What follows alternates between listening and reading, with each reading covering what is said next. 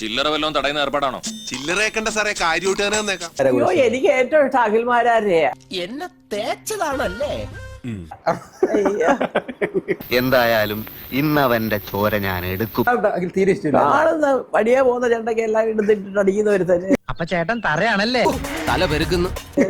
അവൻ ഞാൻ ആദ്യം കാണുന്നത് കൊട്ടാരക്കര ഒരു ഫംഗ്ഷൻ നടത്തി, ഫ്ലവേഴ്സ്. ഓ, എന്താ സംഭവം? പറ കേക്കട്ടെ. പക്ഷെ ഇങ്ങനെ ഒരു കൂലിവേലക്കാരനെ പോലെ ഇയാൾക്ക് വ്യക്തമായ സ്വന്തം അഭിപ്രായം ഉണ്ടാവുന്ന വിചാരിച്ചു. ക്ഷമിക്കണം, ഉപദ്രവിക്കരുത്, ജീവിതമാണ്. ഒരു ഭയങ്കര അഭിനേതാവാ.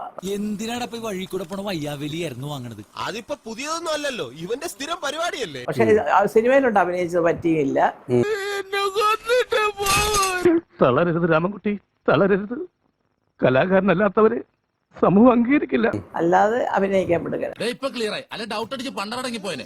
എന്ത് കണ്ടിട്ടാണ് ഇയാൾ പറഞ്ഞത് ഈ അടുത്ത കാലത്ത് പൃഥ്വിരാജ് പുതിയ ആൾക്കാര് കഷ്ടം എന്തെങ്കിലും ഫോളോ ചെയ്യുന്നുണ്ടോ? അറിയാതെ പറ്റിപ്പോയതാ.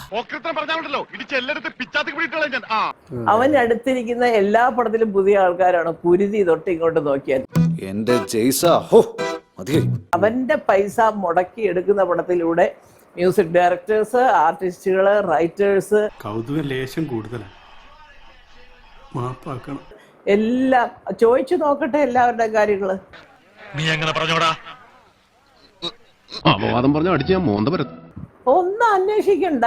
ആരെങ്കിലും ഒന്ന് സൂചിപ്പിച്ച് എന്തെങ്കിലുമൊക്കെ വല്ല കാര്യം സാധ്യത ഉണ്ടെങ്കിൽ വെച്ച് ബൈക്കൂടെ അങ്ങനെ അടിക്കാനാണ് പറ്റിയാണ്.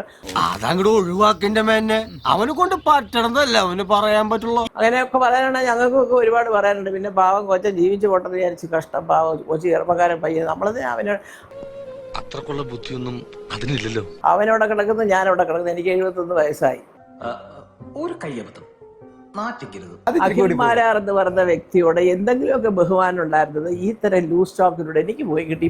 ഞാനൊരു ഉദാഹരണത്തിന് പര്യായം പറഞ്ഞതേ. അപ്പൊ ഞാനൊരു ട്രോളറായിട്ടാണ് കാണുന്നത്. ആരും വില തരില്ല. ഒരിക്കലും അങ്ങനെ ഒരു അബദ്ധം സംഭവിച്ചു എന്ന് നാട്ടുകാരുടെ ഇടയിൽ സംസാരം ഉണ്ടെന്ന് കരുതി എപ്പോഴും ഇങ്ങനെ സംഭവിക്കോ?